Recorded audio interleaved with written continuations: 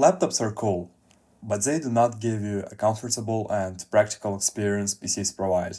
Normal PC, even in a relatively small case, is still too big to carry around, and building it to a super small size is expensive. It is still possible to meet these three criteria though. These computer parts have only cost me $100, and with them I will build a custom mini PC. It has a 400 watt Shift-Tech power supply, along with a basic socket 1150 logic board with a Core i5 and 16GB of RAM. I chose the single-core RX 570 as a graphics card, and storage-wise, I used a basic 240GB SSD with a 500GB hard drive.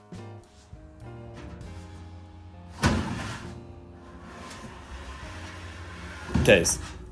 Good mini cases are expensive, so I decided to turn this old project of mine into one. It has multiple battle scars from previous years, however, it will not pose any issues. I test-fitted all of the parts in the case the way they will be seated when it's done, and outlined all of the cuts which need to be done to the metal. And after moving to the garage, the real magic began. Throughout the next couple of days, I fully disassembled the old case, sawed off all of the unnecessary metal from parts, all while constantly test-fitting everything.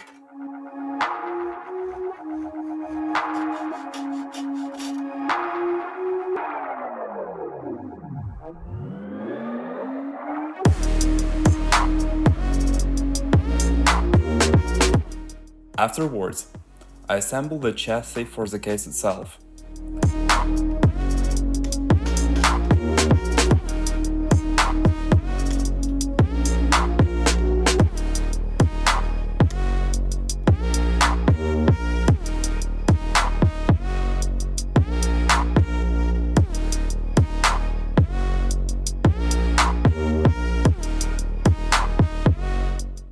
When the painting time came, I primed the case with some thin paper, spray painted it with primer, followed by the paint itself with some clear coat on top of it.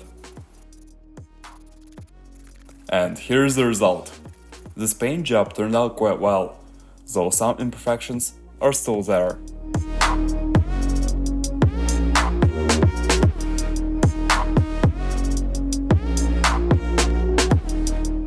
Next up came the plastic side panels, and this is the place where everything has started to fall apart. After the initial fitment test, it was obvious that the side panels have huge panel gaps. My solution was to use a plastic cornice I had laying around. While it definitely is not perfect, since it has some grime I could not wipe off, and some gaps are still misaligned after multiple attempts to align them, case, as a whole, looks much better with them. Finally, it is ready, so we can assemble the PC and it actually looks surprisingly excellent. The whole thing is small, to the point that each side of this computer is barely bigger than my hand, all while being fairly sound structurally. When gaming, temperatures have stayed fairly reasonable, considering the size of this build, which is a huge win. In Cyberpunk, on medium preset in 1080p, with FSR set to quality, the game ran with 30 to 50 frames per second.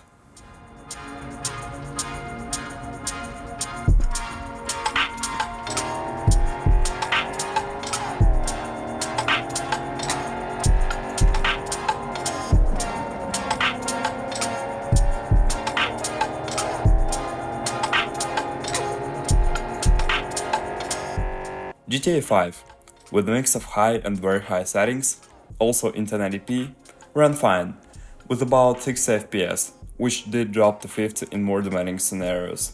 Some stutters were also present.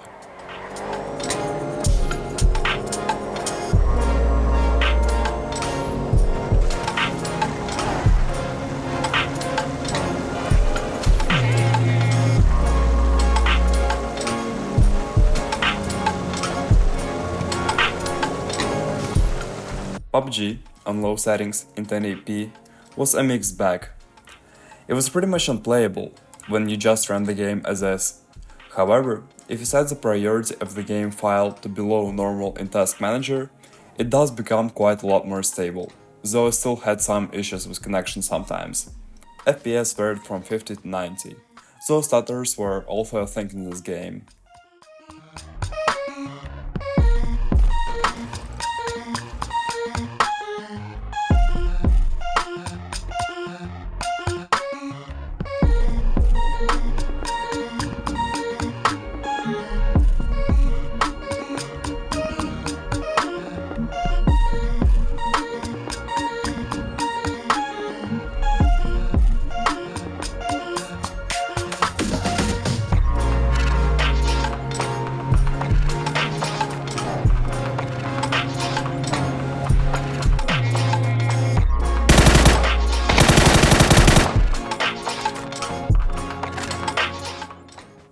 The Last of Us, on low settings, in 1080p, with FSR set to quality and FrameGen turned on, ran at about 40 to 75 frames per second, which translates into real 20 to about 37 FPS.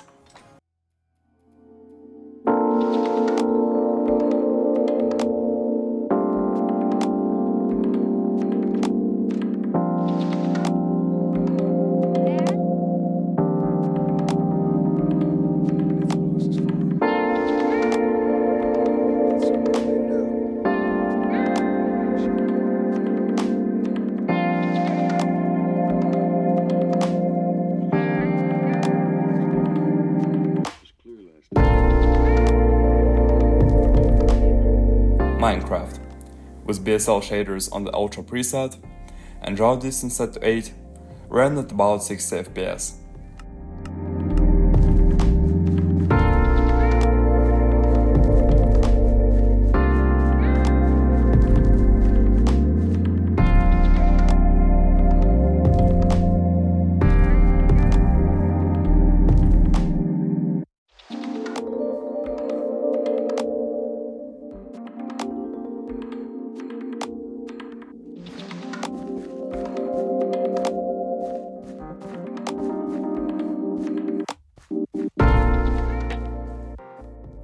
I can confidently say that this little computer exceeded my expectations.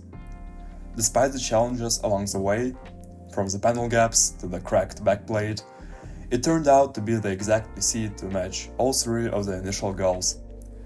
Very compact, cheap, and decently powerful. I hope you enjoyed watching this video as much as I enjoyed building this computer. If you actually found this video useful or inspiring in some way, like it and subscribe for more videos like this one. Thanks again for watching, and we'll see you in the next one.